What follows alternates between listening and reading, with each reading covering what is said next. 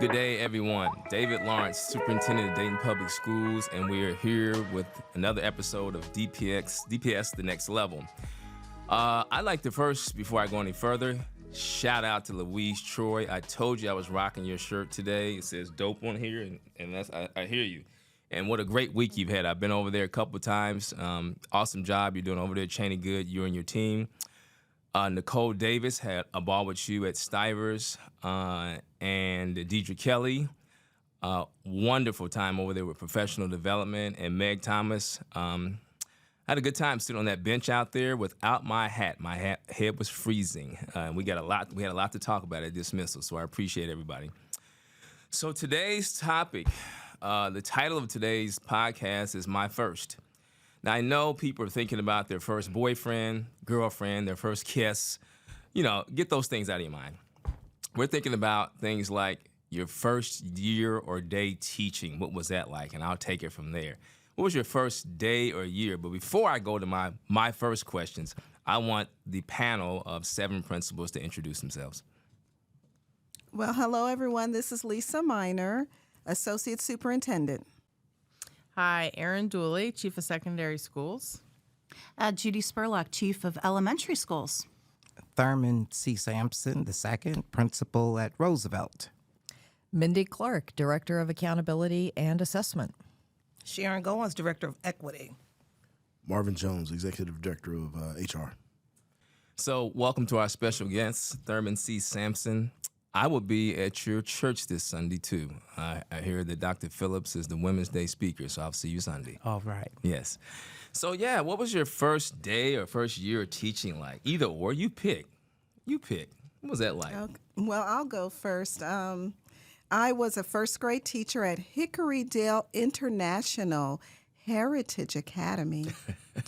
And I actually taught with Deidre Kelly. She was an amazing teacher, so she's one of our building leaders, and I probably made all the mistakes that you could make as a new teacher. I was so excited and loved teaching the students and did a little bit of everything. Gave my kids highlighters because we would highlight as we read, and one little girl went out, and the teachers in the district, so I'm telling on myself now, and she highlighted her Lexus, and it was because of me at lunchtime. That was not good. And another time, took pride in my kids behaving and everything, didn't have a problem. So a dog walked in the building as we were at lunch at restroom break. And I decided my kids would not go wild, so I didn't tell them this German Shepherd's walking up the hall. I said, everybody, we're going to go back to class now, go quickly. And so they all went on back in the classroom. Well, the dog followed us in the room. And then they were screaming and running around, and I had on my little long skirts and flats that I used to wear, and they literally pulled my skirt down. And Oh my God. Then I had to pull my clothes up, and then I literally had to pick up the dog to get him out of the building, and I was close to the corner edge way at the back of the school, and the dog wouldn't go, and I had to literally push him out while I'm pulling my clothes up. So it was a lot of crazy stuff that would happen in my class. That's just My first day in the classroom was at Colonel White High School, and one of my original first students is at this table, Mr. Thurman Sampson. Mm-hmm. I think as a teacher, I was a hot mess my first day. I remember the principal handing me my keys and sending me to my room, and that was it. No, not have a good day. Here's what you do. Here's how we do things here. So that shell shock was a lot, but I loved every minute of it. And even though I didn't have a dog in my class on the first day, but my room I know was a mess. So I started by having to clean up the room and make room for kids and try to personalize it for biology, which was my teaching area. But yeah, the first day, the first week, the first month, is pretty much a blur, but I know how excited I was, and it was a great start. It was a great start. My first year of teaching in the classroom with Dayton Public, I had we were in a freshman cohort, and it was just a team of us. And I want to say there was only one teacher who was a seasoned teacher, and the rest of us were there. And we had 2 math teachers. One was doing a math lab, one was doing Algebra 1. I was the social studies teacher up on the 3rd floor with no air conditioning on that hot August. And then the science teacher was down the hall, and the ELA teacher. And we did morning block, AB day block, and then we did skinnies in the afternoon. And we had all of the freshmen in that morning block. And it was, now that I reflect back, it was a lot my first day. It was like 160 kids on my roster. But that first day of just meeting all the students and getting to know them and still seeing students in the area that I taught was just amazing. We did theme units. We took students on all of them, all 100 in that cohort. I think it was like 110 in that cohort. Took them on field trips all the same time. And we took them all over the district, and all over Dayton, and it was amazing. Now, I made some mistakes. I'm going to tell you, it wasn't perfect. Everybody's shaking their head. Right. When you said that. I had Everybody. no resources. They gave me a book for one of my classes that year. It wasn't even the same edition of the book. It was like 4 different editions that I was working out of, but we made it work. Well, my first experience was 92 at Meadowdale Elementary School working with Miss Goings. And it was the Incredible Room 123. 123 was the room. And I taught 3rd grade, and I loved it. It was like I would have paid to teach. And I just enjoyed working with those students. So it was probably those years were I think the best I've ever had was that experience with those children. Wow. So my first, I have several firsts because my first year teaching was in Kansas long, long ago. And I was supposed to go in and teach algebra and geometry. However, I got there and they're like, oh, you know calculus. Here, teach calculus. I'm like, okay, sure. And that was the day before school started. Of course. Of course it was. I was so excited, and I was having a ball, but I was 20-something, barely, and I was working with juniors and seniors. So it was a lot of fun. And there was so much that went wrong. I had a room without a window that was connected to the library. It was a little crazy, but it was a lot of fun. And I think kids learned a lot. And then when I first came to Dayton, I was at Longfellow. Yeah. That's where I first saw you. You were a heck of a teacher. Mm-hmm. Loved teaching math at Longfellow. Took kids on field trips all the time, made sure that our students who may not traditionally have gotten to take field trips actually got to get out of the building and have some of those same experiences that everyone else was getting to have. And that was extremely memorable, as well as working with kids who really may have been behind because whether they were a grade behind or retained or whatever it may have been, but then they were able to get back on track, and seeing so many of those kids graduate was so enjoyable. Me, my first day teaching, Fairview Middle School. I had been a school-based case manager prior to that, and I worked for Griff at Fairview Middle. The first day, not terrified, but unprepared. I wasn't prepared, but the beauty of that experience. I worked with some amazing teachers. I don't know that I've seen since that concentration of high quality teachers in one place that were about kids. I started in '92. It was the height of the crack era. And they had all this, there was this collective thought that we are here to provide a safe space. We're here to change trajectories. We are what we celebrate. So I became a good teacher probably year 3. But the first day, I went and sat in because I didn't student teach. It's another story, but I didn't student teach. So I went in and asked the kids who are the best teachers. And on my plan, I would go in and sit in and watch what they did. And I asked Griff, who's the best teachers in the building? And so you adapt and incorporate, put some of their strategies into your toolbox. My mom and dad were both teachers, and their whole thing to us, hearing them, and I don't want to be a teacher, but I became one. That was the last thing I wanted to do. My father begged me. I was like, absolutely not. But was about relationships and family. That's the environment you have to create in your classroom. You can teach kids anything. So. Okay, so And I might add, I saw you teach as well. yeah, The truth. Thank I you. mean, very good. thank you. And you know what? I stumbled into education. I was a biology major, chemistry minor. I finished school in December, and I went home for winter break. I wasn't going back to Tennessee State. And I had some job applications in with like Merck and Pfizer, and they weren't taking males who just graduated from college. They wanted people with sales experience and who looked a lot better than me, I'm sure.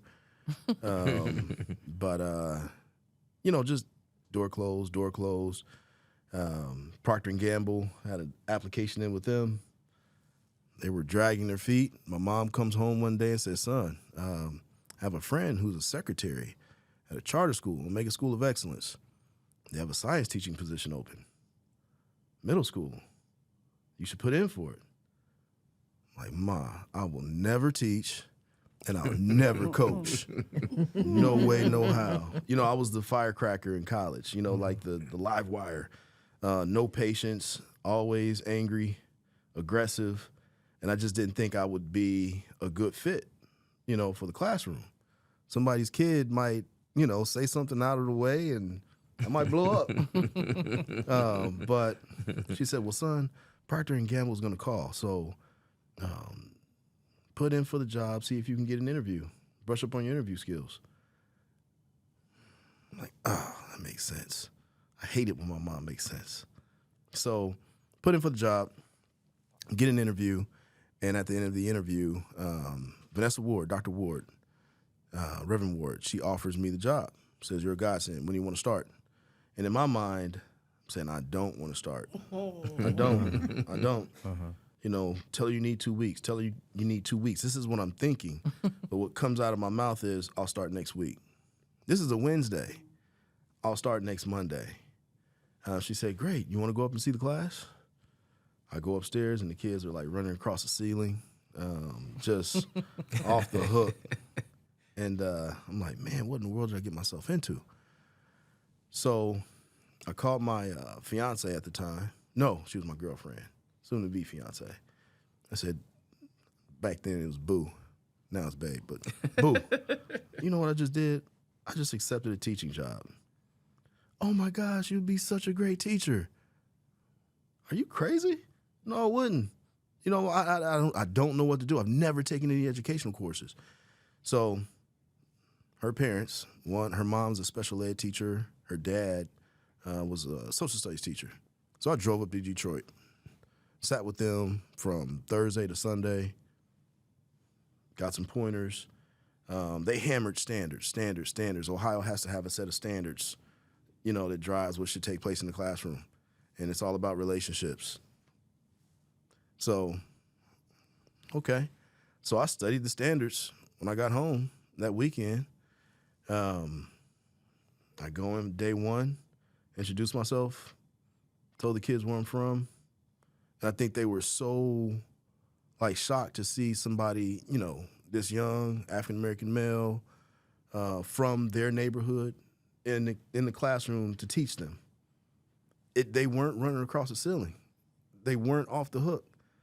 And I really tried hard to create relationships, but I dove right into teaching from the standards. I didn't have any books. 17% of the kids passed the Ohio proficiency test for science before I got there. By the end of the year, 77% passed. But it wasn't pedagogy. I think it was the relationships that I had with the kids, and content knowledge. I tried to make sure that I made every lesson relevant.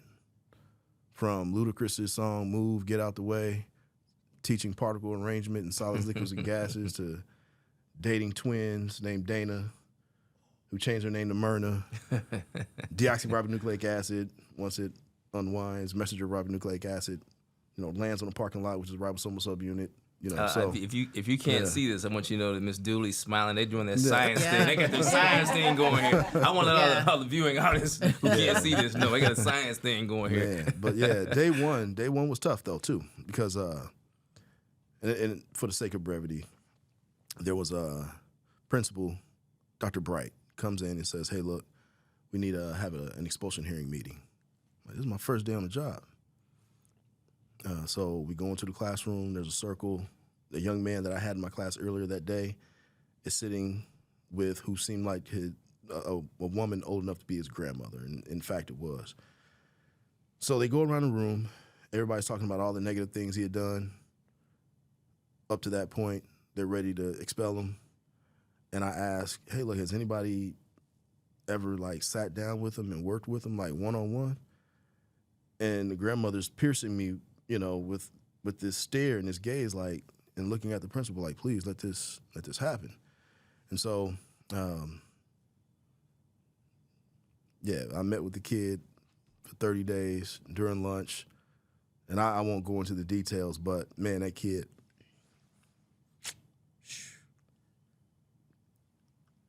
he's the reason. Yep. He's locked up now, but he's the reason. Yeah. I speaking of my first, and those are those reactions that you have for kids. That's why we're all in this room, because we have that passion for them. I say this from time to time on the episode, that the cost of admission is in these episodes when we're out here is to have been a principal. And so everyone here has been a principal. And I'm going to ask my first question.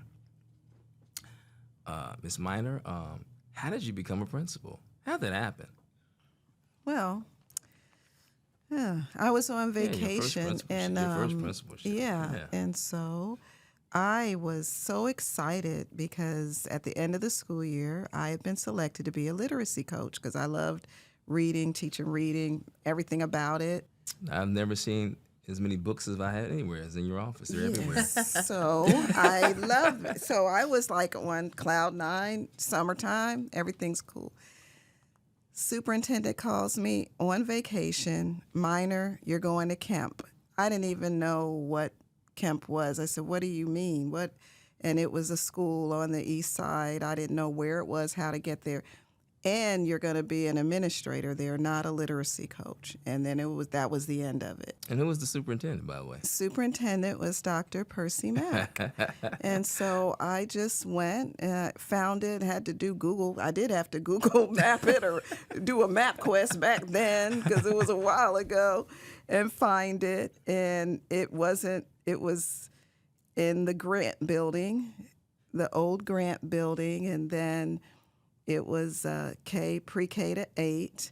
I was to be the assistant to Shirley Frederick, who had been middle school. So she was really the story was they wanted an instructional administrator and an operational administrator to work together. So we were teamed up for that reason. So I learned so much about it. 6 ED units, preschool all the way to 8th grade, and the feeder from Longfellow and Gardendale. So it was a very interesting first year. That is interesting. And the next year You didn't have 4 assistant principals? No. No. And then the next year, Miss Frederick, who did a great job training me on all the operation stuff, facilities management. I felt good about that. She retired, and then they didn't replace her. I became the principal. Then it was me and the secretary. And the good news is they took away the ED units. Guess what? You're not going to have ED units this year. Oh, okay. That's cool. And the day before school, we're looking at the roster. The secretary, Miss Minor, something's wrong. I said, what? What's going on? They took the units, but not the children. They were all still in my building. So about the support. No Inclusion. SRO, no assistant principal, me and Mrs. Cochran. Pre-K to 8 with emotionally disturbed children now. What do you do? Wow. We're not telling anybody because everybody would go in panic because there was nothing we could do. We spread them across the building, and I ran and wrestled all day until we got PBIS together, and that saved us, and we survived. And kids came off their ED IEP. They actually were able to come off of the IEP because they did so well under those structures. And that was my first 2 years. Miss Dooley, I've heard yours, and I can't wait to hear it again because we used to sit and talk. Oh, wow. Well, when I was a teacher at Meadowdale, Dr. James Williams was the superintendent. And he moved me kind of like you. Got a phone call. I was in the bathtub. TMI. And he told me I was going to Kaiser Middle School, which at the time, there were like 750 7th and 8th graders. Now, I'm a high school girl, right? So I say to him, but I don't do that age. And he said, you'll love it. So my principal was Jackie Ringer, and actually we heard people talking about this pairing of Jackie Ringer and me. Like, I'm this young, white, suburban kind of female with Jackie Ringer, hardcore, just tough. And they said those two are never going to last. I love that woman to this day. She is amazing. She was a disciplinarian. She was a strong building leader. She really toughened me up. And I learned a lot of tricks from her, just how to discipline creatively and how to support teachers, but not continue to throw kids to the curb on every offense. So from there, Dr. Williams came back to me after 3 years at Kaiser and moved me to Stivers, which at that time was a grade 7, 8, 9 school. And so he says to me, and I had taught his son and worked with his wife, and he said, I'm putting you there because they're adding grade levels. We need a high school person to help make that transition. So that's how I landed at Stivers and ended up being there for 21 years as a principal, which was probably the greatest. It's hard because I love the classroom. Stivers, my principalship was a great run too. So it's kind of my story. Good deal. Well, I'll go next. So it all started when I was at Meadowdale, and my principal, Dora Carson, had said, I'm recommending you for an aspiring principal cohort. And I was like, ooh, I don't know. I don't really want to be a principal. And she's like, you are a leader. I'm signed you up. I said, okay. So really became during that year and a half of just meeting with other like-minded people that love teaching, that were avid readers and researchers. And that was the journey, kind of going through those classes and coming on Saturdays to take classes and taking, I don't even know how many during the summer, while you're also doing summer school principalship. I might have been 3 classes. It seemed like a lot more than that. And then getting a call to come down to the superintendent's office, Dr. Percy Mack, and seeing people that I knew and saying, I'm putting you together as a team, and starting our journey at Thurgood Marshall. And normally, you know how people have time off at the end of the school year, like a break. I don't even know. And then ended, I'm pretty sure, probably on a Friday. And then Monday morning, arriving at the new school and just working, papers all around us, trying to find a whiteboard to create a master schedule on, and delving through and touching every student's record and creating a master schedule based on what the students needed. And then, because there was a goal, and I don't know who came up with this goal, of we need to have a schedule preview like Stivers does. Right. And every schedule has to be correct and ready.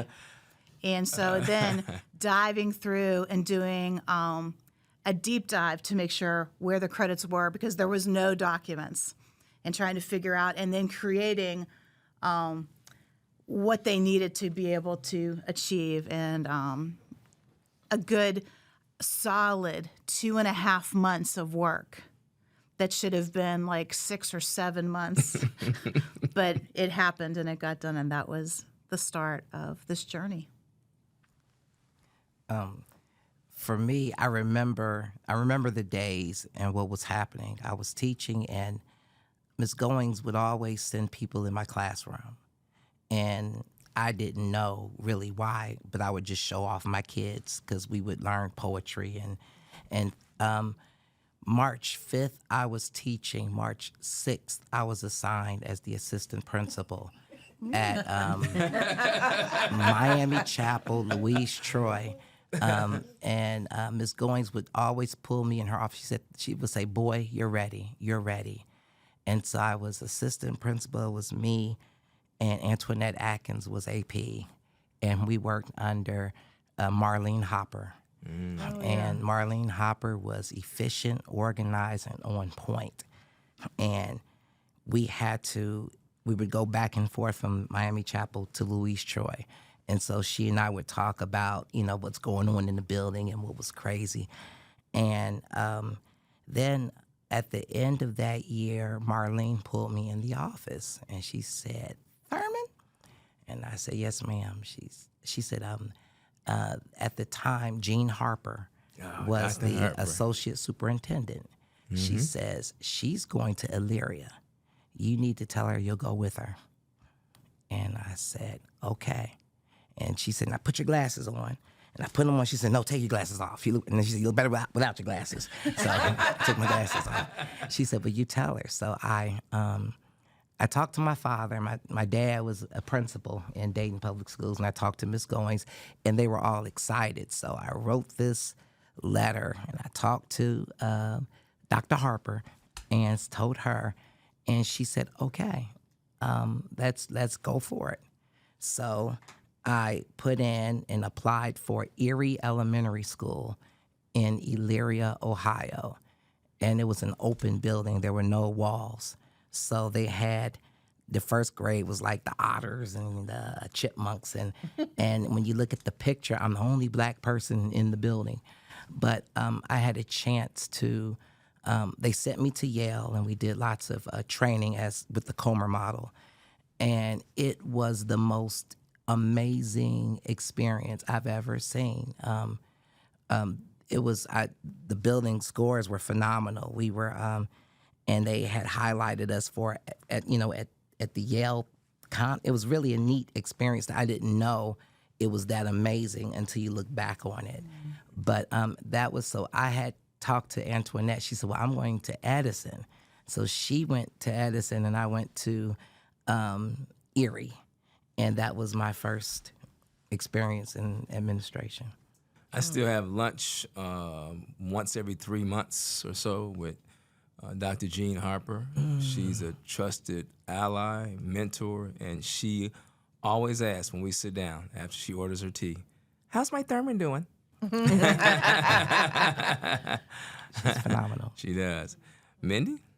Oh, so I was teaching at Longfellow, and a flyer came out about an aspiring principals academy.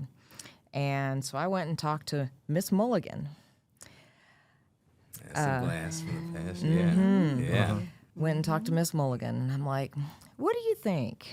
And she's like, "Oh yeah, this would be good." I'm like, "Okay, I'm gonna apply."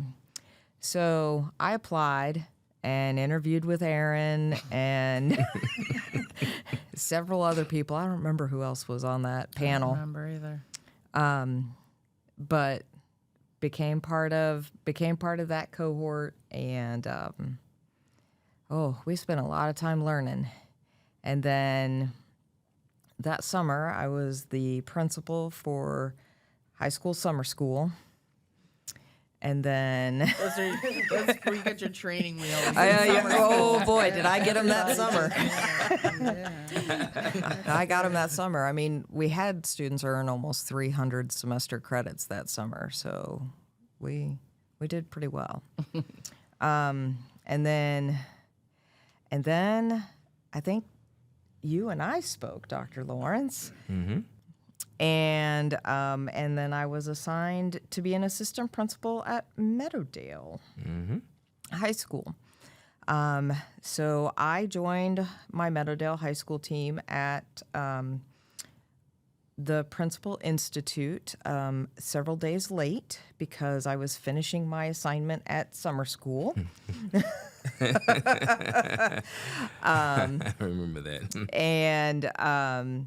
And it was off and running from there. And my first year, boy, it had a lot of firsts because we were working hard every day at Meadowdale that year. Mm-hmm.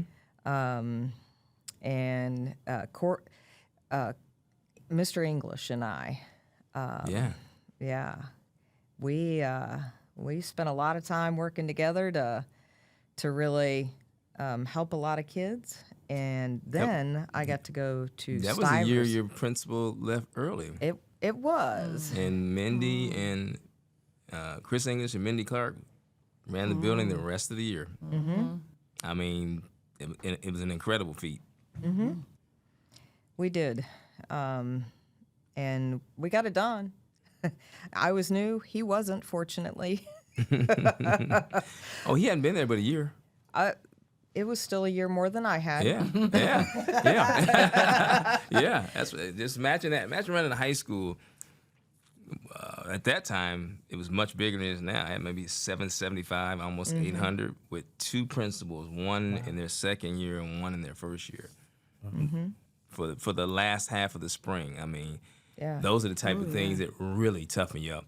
Yeah, absolutely. It definitely did. And then I had the fortunate opportunity to go work with Aaron at Stivers and just really changed my learning and some of my thinking about discipline and really how to work with kids and keep them in school.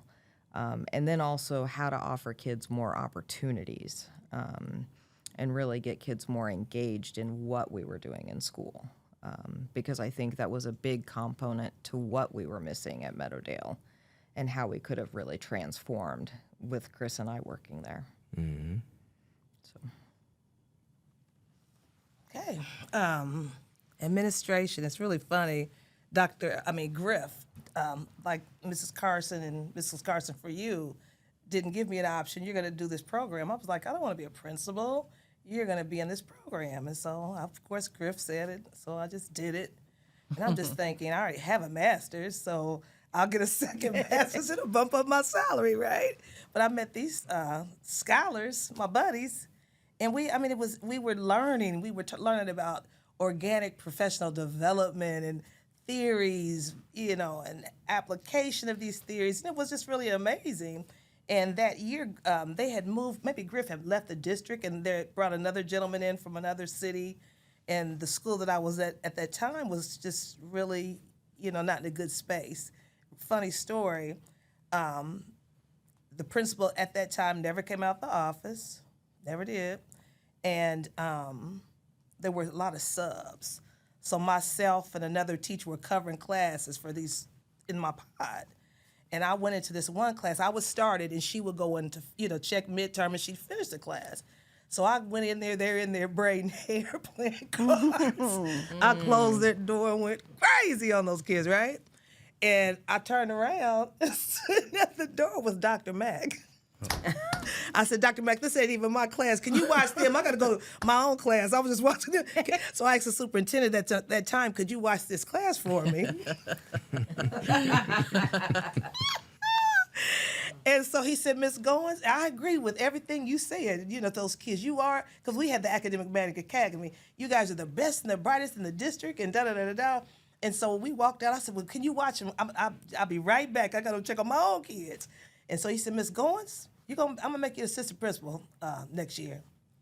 And so that's kind of how my journey went for me because of that building. It was just madness. And so real short, sweet, and cute.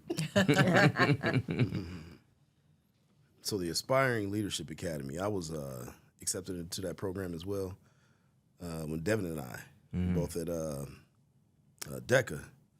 But that was also the year the levy failed. And I got a pink slip. My wife was pregnant with our first child. Dr. Mack said, listen,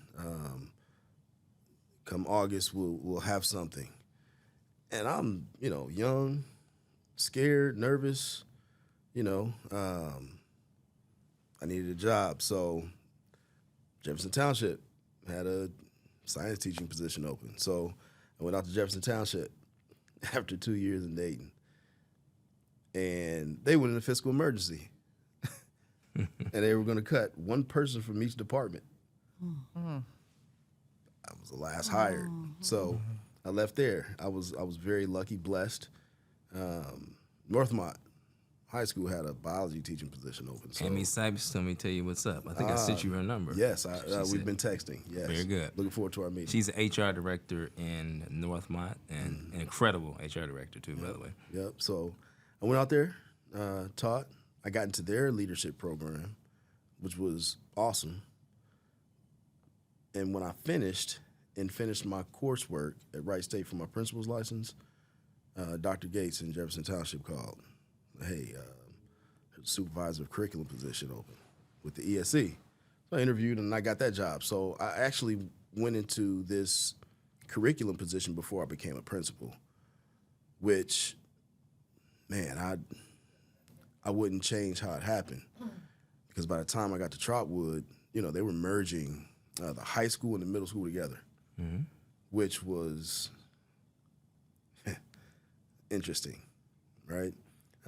I was the only middle school principal. I didn't have any APs initially. And Michael Belmont, our buddy, I ended up pulling him into the building maybe midway second quarter, but I had roughly 600 kids. I think I was probably the only content area administrator in the building. So, man, first experience, you learn a lot.